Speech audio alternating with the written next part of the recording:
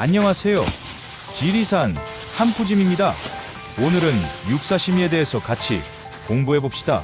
흔히 육사시미는 우둔살이나 홍두깨, 앞다리 정각을 사용합니다. 물론 모든 부위를 육사시미로 먹는 경우도 있죠. 일반적인 육회와는 달리 날고기를 채를 치거나 양념하지 않고 내며 간장, 고추장, 양념장 등에 찍어 먹어요. 명칭은 광주와 전남 쪽에서는 주로 생고기라고 부르고 전북 쪽에서는 육사시미로 불리웁니다. 울산 쪽으로는 막짓기라고도 불리우고 대구 지역에서는 뭉튀기라고도 불리웁니다. 하지만 그 외 지역에서는 일반적으로 육사시미라고 통칭되고 있습니다. 일부에서는 생육회라고도 불리웁니다. 요즘 육사시미라는 말 때문에 일본어 논란이 한참인데요. 준 우리말로는 육회라고 해야 맞는 말이지만 육회는 통상 간장, 참기름, 고추장, 배 등을 비롯한 여러 양념을 해서 고기를 채 썬 것을 말합니다.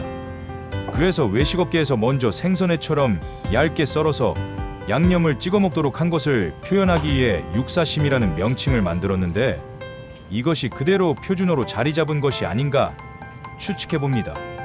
2009년 7월 5일자 1박 2일에서 당시 MC몽의 매니저였던 이윤석 실장이 한 식당에서 이모 육사시미라고 발언했는데 이 육사시미가 그대로 자막으로 나왔고 이에 대해 일부 시청자들이 일본어를 사용한다며 항의하는 사태가 발생했습니다. 이에 나영석 PD는 엄밀히 말하면 방송에서 나온 육사시미는 육회와 다른 음식이다. 하지만 대체할 단어가 없는 상태에서 여과 없이 방송하게 돼 죄송하다. 향후 이 같은 일이 다시 생기지 않도록 각별히 신경 쓰겠다. 라고 사과했습니다. 육사시미의 맛은 사람마다 느끼는 것이 다르지만 보통 연어의 부드럽기 정도이고 식감은 잘 숙성된 참치의 질감과 비슷합니다. 김줄이 남아있는 곳을 제외하면 매우 부드러워서 입안에서 살살 녹는다는 말이 뭔지 알려줍니다. 생고기라는 이유로 거부감을 가지고 못 먹는 사람들도 일단 먹어보면 그 맛을 알 수 있다. 맛들이다 보면 괜히 소고기를 굽다가 귀찮다고 그냥 생으로 집어먹는 사람들을 이해할 수 있습니다. 못 먹어본 사람이 보기에는 괴식이지만 이것도 나름대로 맛있습니다.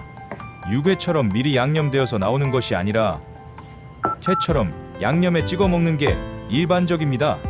양념장은 지역에 따라 다른데 참기름장에 찍어 먹기도 하고 초고추장에 찍어 먹는 곳이 있고 고춧가루, 다진 마늘, 참기름장에 찍어 먹는 곳도 있고 고추기름을 이용해 양념장을 만드는 곳도 있습니다.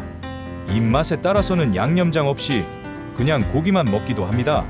사실 생선회처럼 와사비 간장에 찍어 먹어도 맛있습니다. 부추를 넣은 굵은 소금에 찍어 먹는 어찌 보면 터프한 방법도 있습니다. 목포, 무안 등 전남 서남부 지역에서는 참기름장과 묵은 김치를 함께 내며 나이든 사람들은 묵은 김치의 품질로 음식점의 등급을 매길 정도로 김치를 중요하게 여깁니다.